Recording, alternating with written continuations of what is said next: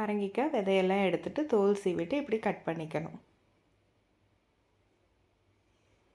ஒரு பாத்திரத்தில் தண்ணி வச்சுட்டு தண்ணி நல்லா கொதிச்சதுக்கப்புறமா கட் பண்ண பரங்கிக்காயை சேர்த்துடணும்.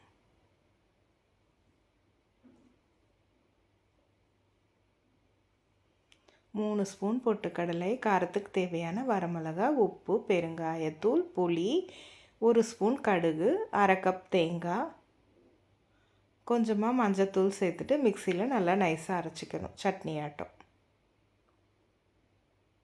கெட்டியாகவே அரைச்சிக்கணும். ஏன்னா பரங்கிக்காய் வேக வச்ச தண்ணி இருக்குது இல்லையா, அதனால் கொஞ்சம் கெட்டியாகவே அரைச்சிக்கணும்.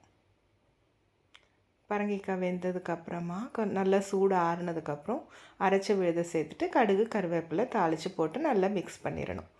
சூடான சாதத்தில் நெய் அல்லது நல்லெண்ணெய் சேர்த்துட்டு இந்த பரங்கிக்காய் பச்சடியோடு நான் இன்றைக்கி சுண்டக்காய் வத்தல் வச்சு சாப்பிட்டேன். நீங்கள் வத்தல், அப்பளம் எது வேணாலும் வச்சு சாப்பிட்லாம். ட்ரை பண்ணுங்கோ, லைக் பண்ணுங்கோ.